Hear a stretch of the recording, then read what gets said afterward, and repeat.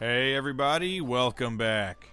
Today we're taking a look at Magical Taruruuto-kun for the Sega Mega Drive, a little-known 16-bit platformer that was released in Japan only in 1992. It was published by Sega and it's the fourth ever game developed by Game Freak, best known for developing the juggernaut Pokemon series. It's based on the series of manga and anime that centers around the title character Taruruuto-kun, a little wizard that battles evil sorcerers and demons and spends a lot of time hanging out with his friend Edojo. It's not really a well-known series outside of Japan, which is probably why none of the games based on it were released internationally, but in Japan, the manga spanned 21 volumes and the anime ran for 87 episodes. This is actually the third game I've played based on the series, and so far, they've all been pretty good. Like I said, this is a platformer, and as such, it doesn't really do anything that you haven't seen in other platformers, but it is really well made. Taruruuto-kun can attack enemies with a little magic wand, but he can also use it to pick up objects that he can then hurl at his enemies. Also, when you pick up an object, a face appears on it, which is a tad creepy, but we'll overlook that.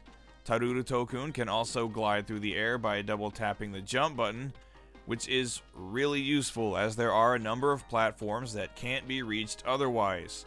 The gliding is a tiny bit imprecise though.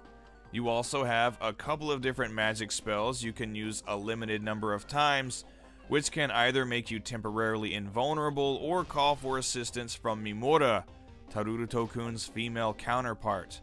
And there are power-ups scattered around each level that grant you more magic spells, more health, and the occasional 1-up. For the most part, this is a fairly easy game. The only areas that really gave me any trouble are the scrolling levels, where there are a ton of pitfalls to fall into. But other than that, it was a breeze. Even the bosses, which look pretty impressive, aren't all that hard to take down. Still, difficulty aside, I really enjoyed this game. Its controls are tight, there is at least variation between levels, and above all else, it's pretty fun. I'd say it's definitely an above average platformer.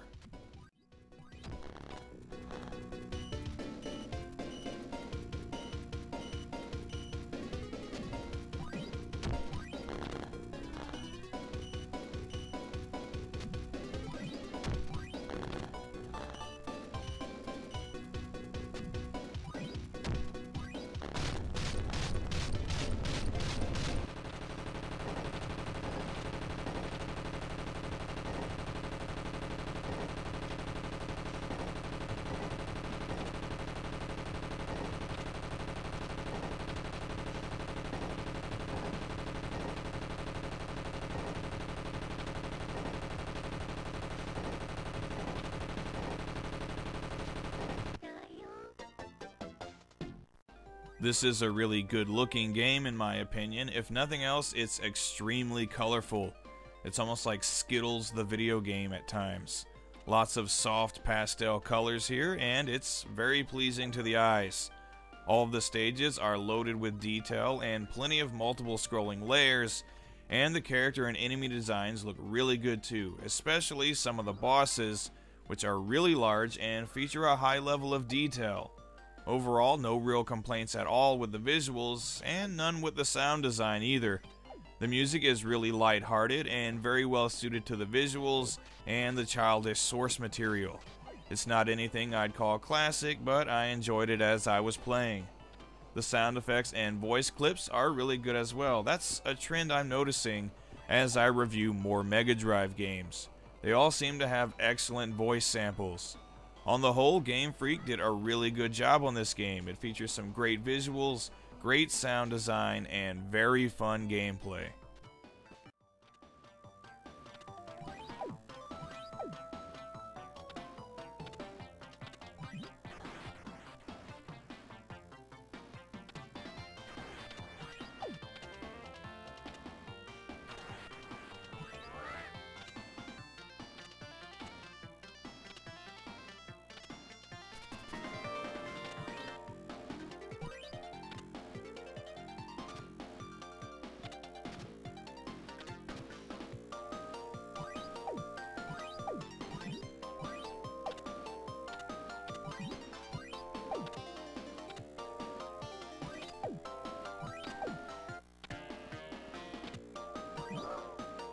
So this is a really fun game, and one I'd highly recommend to 16-bit platforming enthusiasts. And good news, it's not terribly expensive. Complete copies can be found online, usually for between 25 and 35 bucks. Also, there are a ton of other games based on the series for the Famicom, Super Famicom, and Game Boy, and they're all pretty reasonably priced. They're not all the same, but they are all pretty good, but this one is the best I've played so far. If you need a little pint-sized, pastel-drenched wizardry in your 16-bit library, then spring for a copy of Magical Taruruuto-kun. It's the video game equivalent of a box of Lucky Charms.